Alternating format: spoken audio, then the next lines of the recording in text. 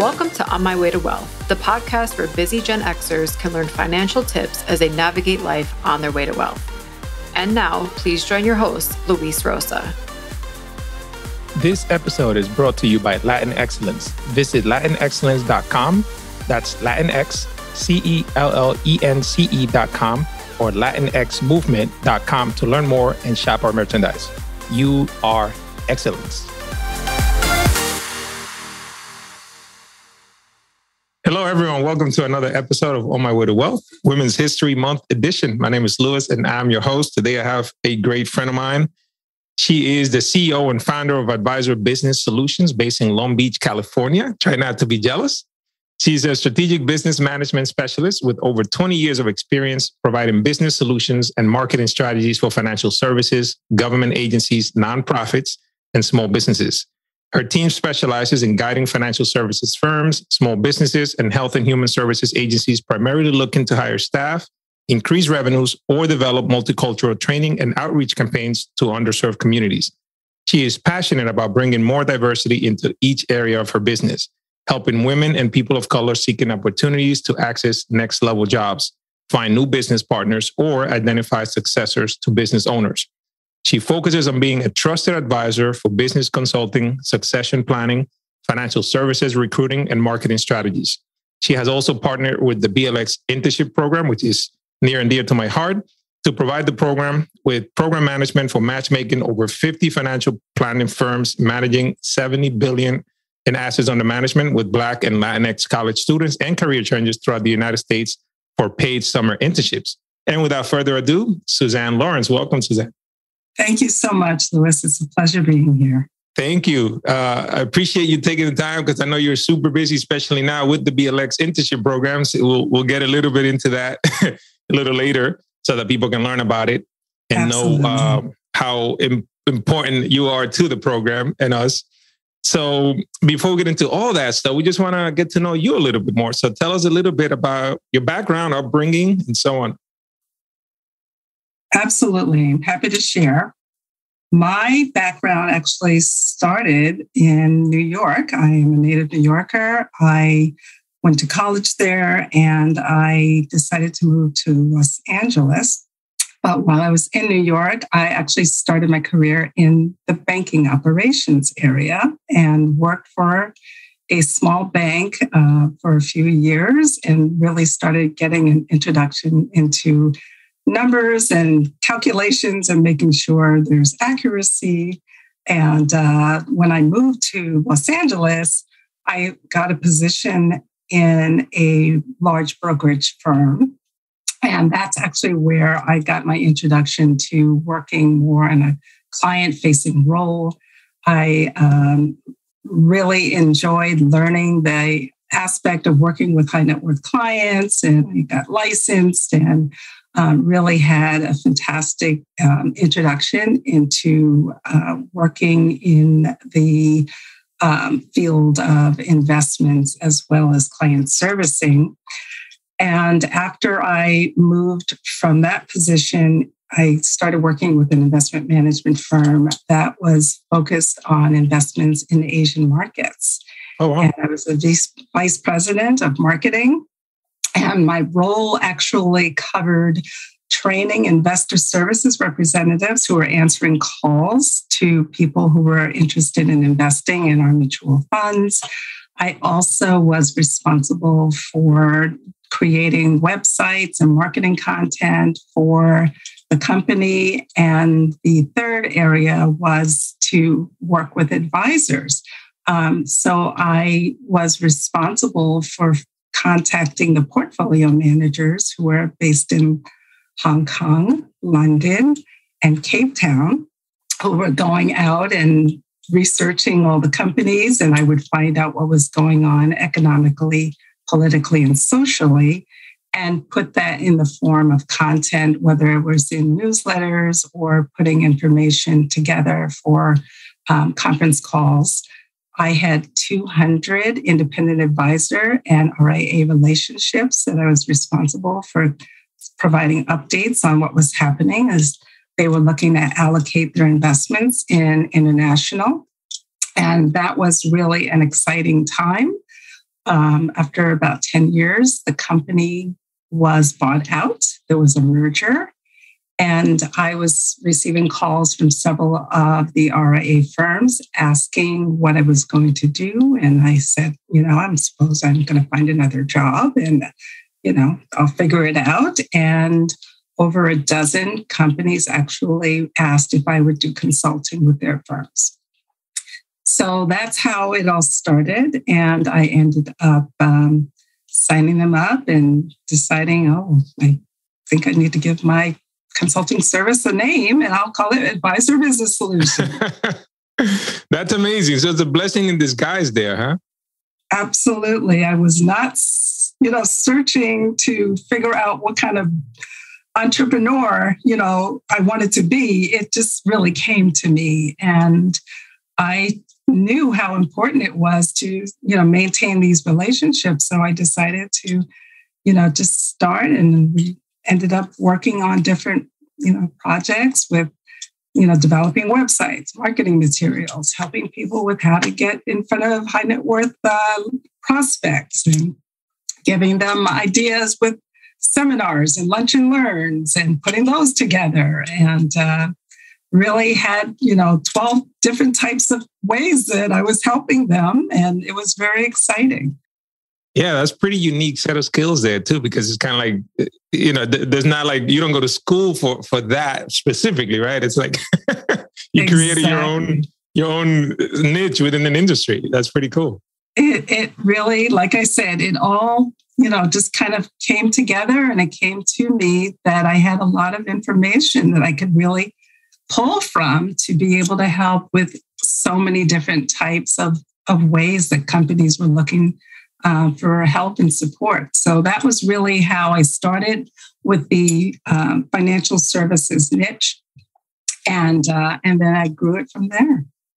Was it scary for you to go from like having a job, because that was on one end, I would imagine you had some form of salary, right? Which was more like steady income, right? And then it's like, oh, wow, now it's like I'm in business for myself and I eat what I kill, as people say, right? How was that transition for you? It absolutely was. It was definitely a scary, new direction for me, because I had never thought about, what it was going to be like to have responsibility for, finding business and, negotiating fees and, making sure I had a process in order to get compensated. And it was very, very different. I had to do a lot of research and reading up on structuring a business and making sure there was not just, get up every day and, figure it out as you go along. I really wanted to make sure that there was a way that I understood what I was really building. And I literally just never looked back. I just kept moving it forward. Yeah, that's amazing. That is awesome. Thank you for sharing that. What would you say were some of the most significant barriers that you encountered in your career? Well, I would say at the top of my list was most likely the fact that there were several abrupt economic changes that happened. I started my business 20 years ago. And, you think as a business owner, once you start, that what you do is going to continue doing, you'll continue to build on it in the same fashion where it started. But I actually opened my doors at the very beginning of 2001. And I had a lot of people sign up to do business. I hired 5 people. We were super busy. We were doing events and creating marketing materials and really a buzz of, I call it a beehive of activity. And then 9/11 happened. Right. So, of course, everything kind of was a jolt for the business community. No one knew what was going to happen. There was a lot of uncertainty. So things really cooled off very quickly until there was some sense of, this is all going to still continue. things are going to move forward. But there was a good pause that happened. And because of that, I had hired 5 people at that point. I had to let 3 of them go because I couldn't keep people, in a holding pattern, but for so long for the business. So I ended up looking at other, ways to continue some momentum, started doing more presentations. I was involved with the Financial Planning Association and joined as a member, really got involved with community outreach and just being on committees and boards and understanding what was happening within the community from the inside looking out, not the outside looking in. And as a result, I was able to really start picking up momentum. I was doing presentations to different chapters and groups. And in 2003, the tech bubble burst. So it was, again, a little bit of a cooling off, looked at how to continue moving things forward, started expanding into areas covering more small businesses and entrepreneurship so that I had another vertical, not just financial services. So if things impacted financial services, there was another way to diversify and help small businesses and entrepreneurs who were being supported by, say, the SBA and the Small Businesses Development Corps. So I partnered and aligned and used a lot of the same knowledge and skills and advice for the marketing that we were focused on for financial services to entrepreneurs and business owners in other industries. And that's how we offset the downturn while the financial sector was really kind of ramping up again, which we did. And then 2008, here comes the mortgage meltdown. So, once again, I had to look at, okay, everything right now is very much having a difficult time in the business community. Yeah. So I actually looked into government contracts and how do those work. And it ends up that a lot of government agencies use marketing and outreach. So I ended up looking after ways to increase the ability to have government contracts. And we carved out a niche for multicultural marketing for government agencies, specifically in health and human services. So we are still doing a lot of work in that sector to this day. But, again, every time there were these major disruptions as a business owner, I had to really figure out what was going to be the right thing to look into to help to keep business going. And then, of course, we get to 2020 and we've got a pandemic. And once again, the market dropped sharply, even though it does rebound. But again, it was just another moment where everyone paused at what things were happening, how things were moving forward. And we ended up also having an overlay with George Floyd and Black Lives Matter and social justice. And I knew that there were absolutely areas of help that was going to be needed. It was really a matter of identifying and narrowing down where was the need.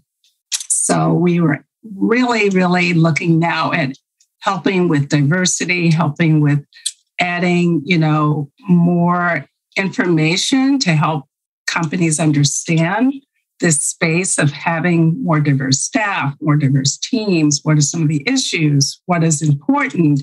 What are they maybe not looking at now that they could be doing?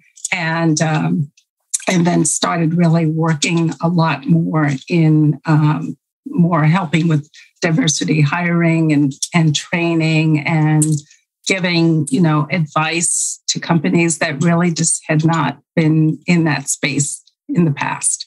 Yeah, I love it because you described how, there were so many cycles, right? Where things were going well and you had this momentum and all of a sudden, boom, 9/11 happens. And then tech bubble, and there was always something, right? 08, which was huge, pandemic. But there were three things that you did that to me were fascinating, because I'm sure, especially at the beginning, it would have probably been easier to just let it all go and go back and just get a job somewhere, right? Absolutely. But one thing I noticed that you mentioned was that you figured out a way to provide value, right? So you joined like the Financial Planning Association and learned what your customer, right, the people you served, was going through, right? And then you started doing presentations at different chapters and stuff just to kind of share more ideas. Here's what you can do under this particular market. You learn what they needed from the inside in, which is amazing. So you're not just looking from the outside, making up in your own head, here's what I think you need. You're actually, hey, what are you struggling with, right? And then coming up with ways to provide that extra value. And then another thing I love is how you expanded your reach to other industries, because you notice that your skills could be transferable to another industry, right? So there was a lot of insight that it took from you, so I commend you on that. That's really amazing, because I'm sure it would have just been easier to fold shop, especially as you were letting people go, right? That must not have been an easy decision to make. No, it was not. And, of course, there's the short term and then there's the long term. So when things were very much, abruptly changing, especially to your point at the very beginning, absolutely, I thought, oh, maybe I should, just put everything, close the laptop, put everything away and just go find a new position for myself. But I did have a few people who were still working for me. And I did have this sense of, let me see if I can turn this around in, a year or whatever the time frame it was that I might have needed for myself. Because I really did feel like, I'm sure they would have been fine, but at the same time, I really felt a level of commitment to the staff and not just to myself. So that was one of the things. Of course, I had a few sleepless nights, like, is this the right decision to make? Is this the right thing to do? But I felt that it was probably better if I just committed myself and then I moved forward. And if it made sense to close up shop in, 9 months or 12 months, I would have felt as if I did the best I possibly could. And I exhausted all of my, my energy, my resources. I just felt like I needed to just give myself the time before I made that decision. Yeah, you went all in. I love that. And you mentioned diversity and the whole era that we had, where I feel like the whole world was paying attention, right? Especially with the social unrest and when everything happened with George Floyd, which is another way that you and I ended up working together when I co-founded with 3 co-founders of mine, colleagues of mine and friends, the BLX Internship Program. So it was right around that time where we're like, all right, I think we need to do something, right? People are paying attention. How's a way that we can give back? For those of you not in the industry, the financial planning industry, when you look at the numbers, there's a lot of underrepresentation from, women, people of color, Latinx people.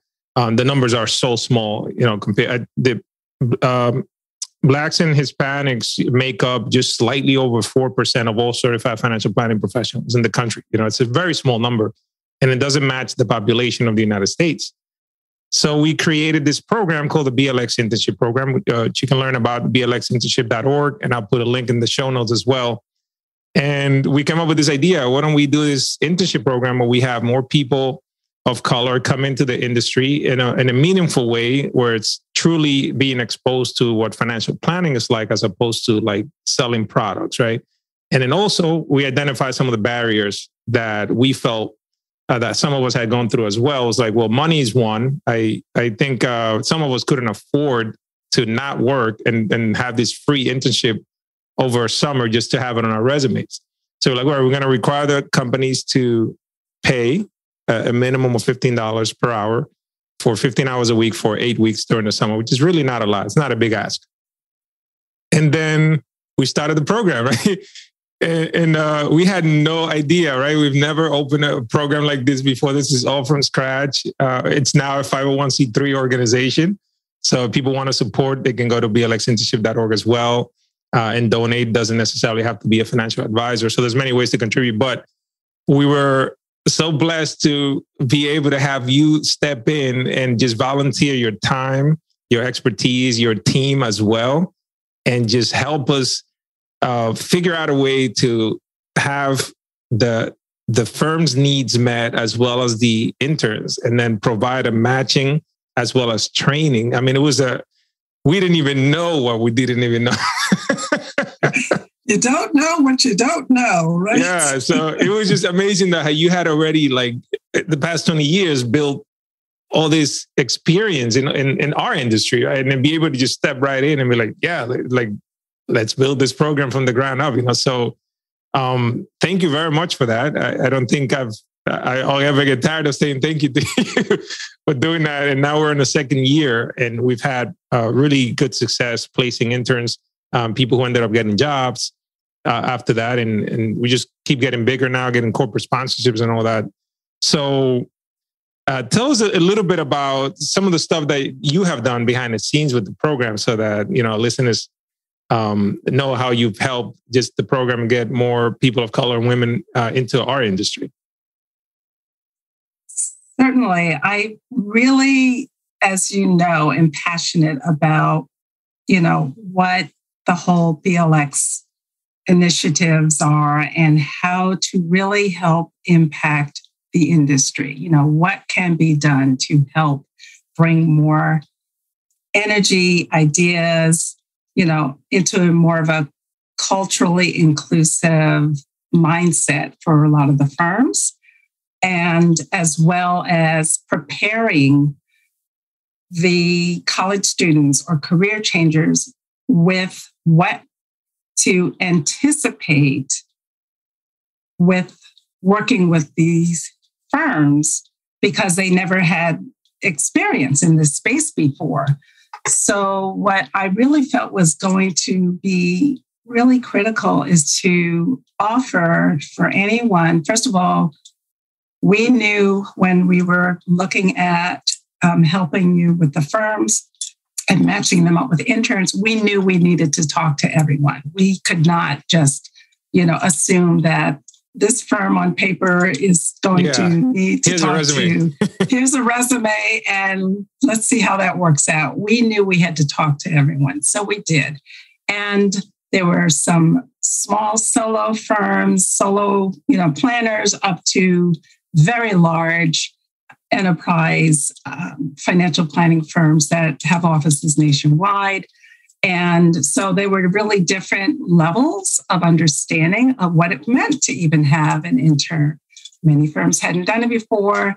Many firms who had done it, particularly the larger firms, had sort of their own program, but it didn't necessarily always involve diversity initiatives, and it certainly did not. Sometimes it revealed itself that there were many firms that had never hired anyone diverse. They had hired women, but no people of color. They were very, very transparent to say, we would like to do something about it. We just, need a program like the BLX program to help us. And so one of the things that I would really put my pulse on are the firms that said, we haven't done it before. Because those conversations were a little different than firms that had, successfully hired interns of color in the past. And I will say it was really a great connection. People felt that it was a good conversation that they wanted to have. It wasn't really me trying to, ask a lot of deep dive, hard questions. It was really a matter of, what is it that will be helpful to help them?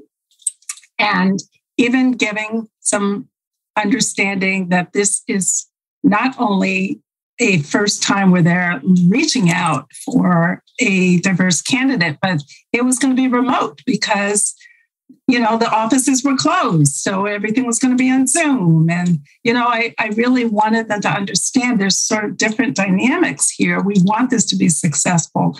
But, things like do have specific check-in times, once or twice a day, for sure, at the very beginning, just to make sure there's some comfort level and connection with whoever is going to be leading the internship on the team with the intern. Just making sure, how are you today? What are some of the things that you're working on? What are some of the questions that you have? Just very conversational, but consistent, and have it be a routine throughout the internship, not just, the first few days and then they disappear. And a lot of people honestly thought that was going to be enough. Like they were just going to have, day 1 or 2 where they started and spent a couple of hours with the intern and then gave them sort of free rein to do projects without any kind of ongoing support and structure. So we did a lot of that behind the scenes on the firm side. And then on the intern candidates, we absolutely wanted everyone to feel supported, and we wanted to make sure they knew if they needed help with, tweaking their resume. We would tell them if they followed through. We knew that was a good sign. They're, taking direction, they're following through. We also wanted to help them with interviewing. Many were nervous. Many just had never done this before. Many just didn't know how to organize their talking points. So we interviewed everyone.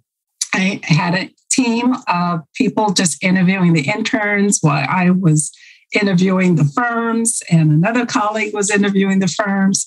And we just made sure we covered everyone. And then we did assure the interns, if they were kind of nervous or borderline, that we would help them with coaching. And then we had a few people who were assigned just specifically for coaching interns. And we really wanted to give them the best chance of getting hired if this is what they really were interested in pursuing and having access to, getting into a financial planning firm for experience over the summer.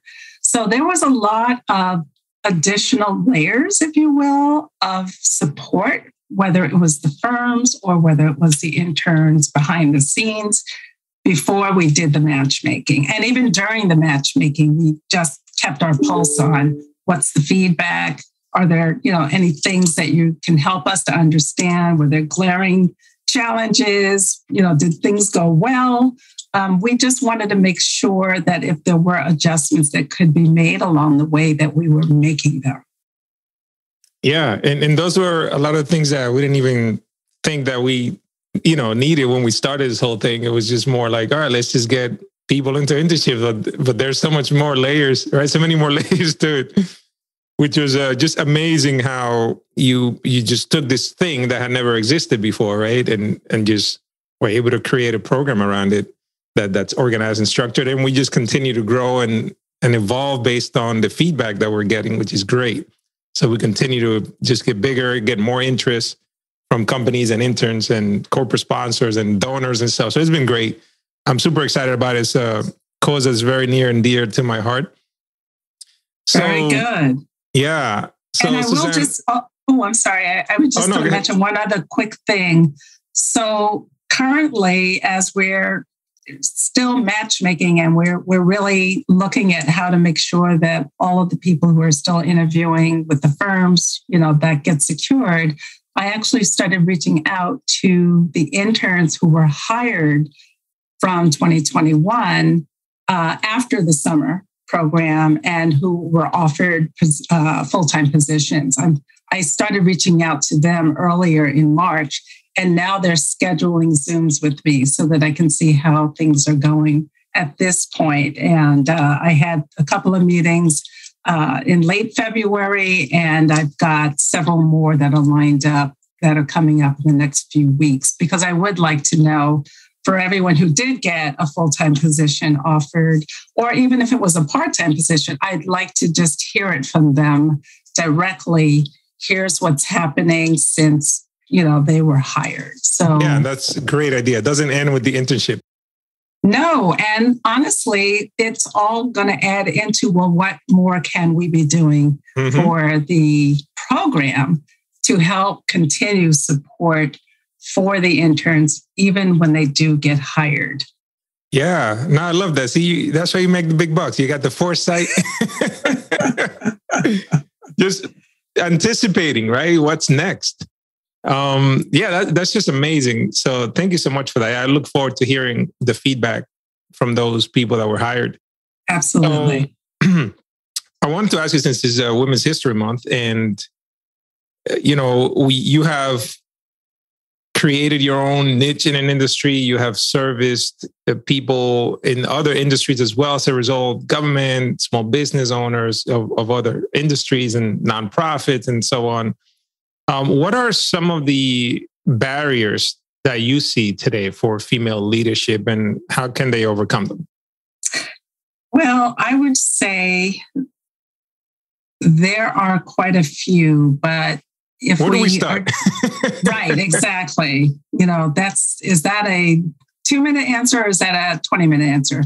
I would say, honestly, having access to capital is continuously the thread of a recurring problem that most, women entrepreneurs, business owners have. It's really been quite challenging to either be considered creditworthy or bankable or have investors to, find their company worth putting, significant investment capital to. And it's really been a sort of an area that I started really being more vocal about when giving presentations and helping to have conversations with women business owners. Because at the end of the day, if you have fantastic products or services or restaurant or whatever your offerings are as a business, it's great to have the ideas, the quality, all of the things that you want in it, but you're constantly going to be, needing to expand or add new staff, or, you need more reserves to hold you over when things are not, at peak. There's this ongoing level of having limitations with funding.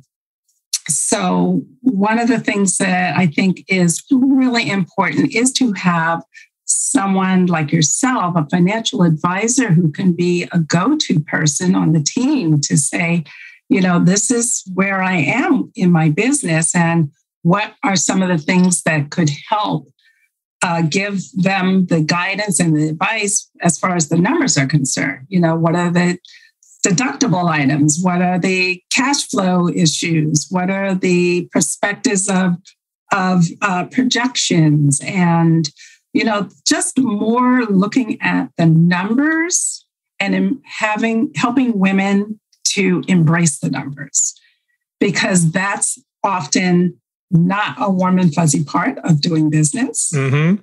So it's where you can have the type of person who could be your go-to person when it comes to the numbers.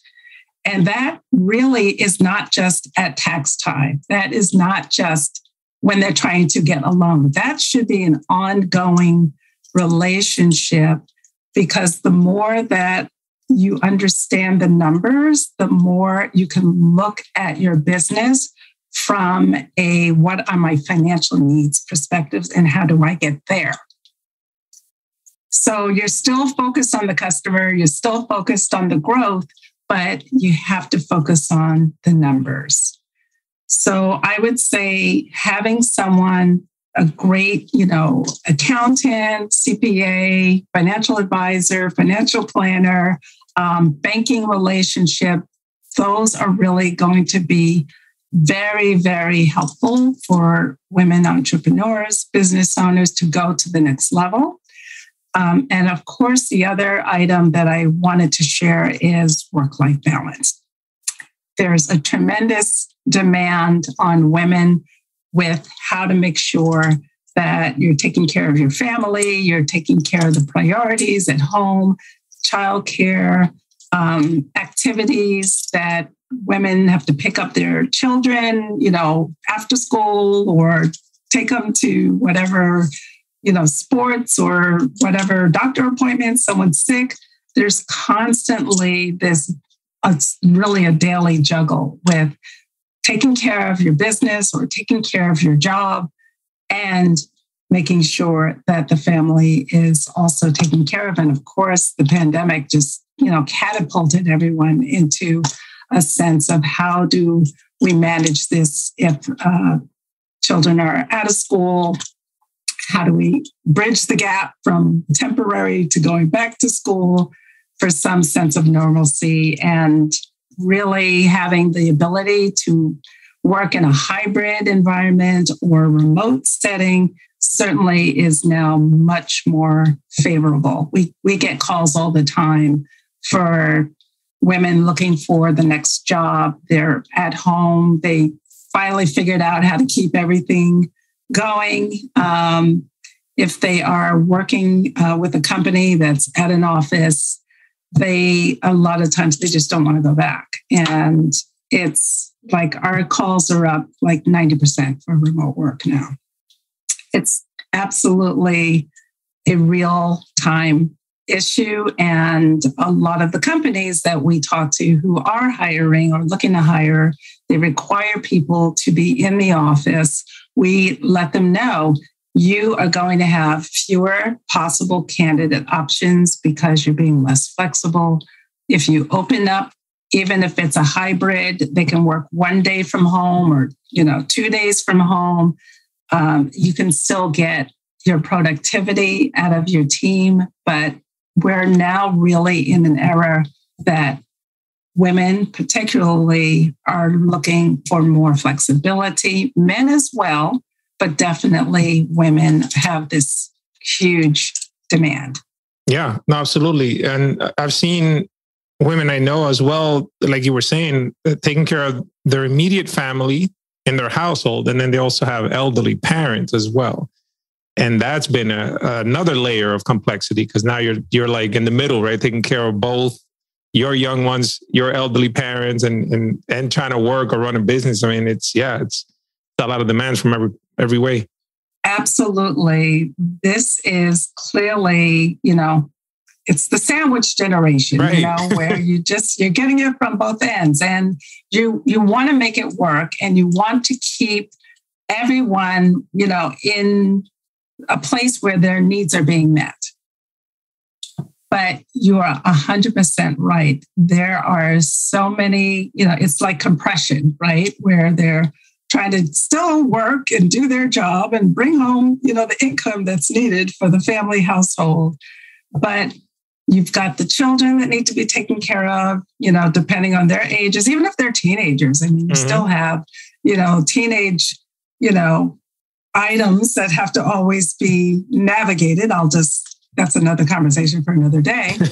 And we have, the parents that have to be cared for as their, health needs may be changing, or they need other support living at home, or needing to find a right living situation as well. It's a long list. Yeah, no, without a doubt. Absolutely. Thank you for sharing that. Where can we find you on social media, online? I'm going to put a link in the show notes anyway, but if you'd like to mention any website or anything you'd like to share. Primarily, I do suggest our website is advisorbusinesssolutions.com. We are continuously adding and updating more information on programs that we're doing, as well as events that we are involved with. I have LinkedIn profile. There's one for myself, which is under Suzanne Lawrence, as well as a LinkedIn profile for Advisor Business Solutions. And we also list our open positions on our LinkedIn. Okay, excellent. Yeah, I'll be sure to put both in the show notes. So Suzanne, I want to ask you, if somebody was on an elevator ride with you, say a young woman listening, she'll never see you again. It's going to be like 30-second ride. Yes. What is something that you would like to leave them with, as they pursue their passions in life? Just some wisdom that you've learned throughout the years that you'd like to pass on. I feel as if we are very good at not being present in the moment because there's so many things that are constantly swirling through our head every day. So my, quick snapshot would be something around the lines of, look at what things are of interest to you that you're passionate about and somehow carve out time for it. Whether it's work-related or personal interest-related, it's something that women as an individual, as a person who you are, usually push that to the bottom of the list.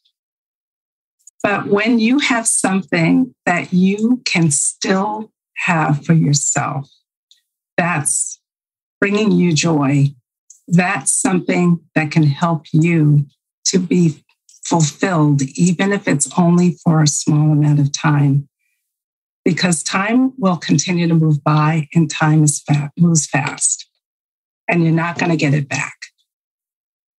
So keep something consistently in your life that makes you happy and brings you joy. That's gold. Thank you. As we like to say, mic drop. Well, thank you very much, Suzanne. This has been a pleasure. I appreciate everything you do for the BLX Internship Program, the industry at large, and appreciate our friendship. You've always been, very just helpful to me in my transition, going from an employee to a business owner and all that. So I'm very glad we crossed paths, and I'm looking forward to what's next to come for you as well, because I'm sure you just continue to expand and continue to impact other people. So thank you so much for being here, and I just appreciate you. It's been my pleasure. It is always a delight talking with you, Louis, and thank you for having me. Thank you. Thank you, everyone, for tuning in. Keep an eye out for other episodes that I'll be dropping for Women's History Month next week as well. And as always, if you have any questions, feel free to reach out, Luis at onmywaytowealth.com. Thank you, and I'll see you on the next episode. Thank you for listening to On My Way to Wealth. If you have any questions, please send me an email at luis at onmywaytowealth.com. The information provided here is for information and education purposes only. The opinions expressed herein are solely those of myself, unless otherwise specifically cited. Material presented is believed to be from reliable sources, and no representations are made by my firm or myself about other parties' information or accuracy or completeness. All information or ideas provided should be discussed in detail with a financial advisor, accountant, or legal counsel prior to implementation.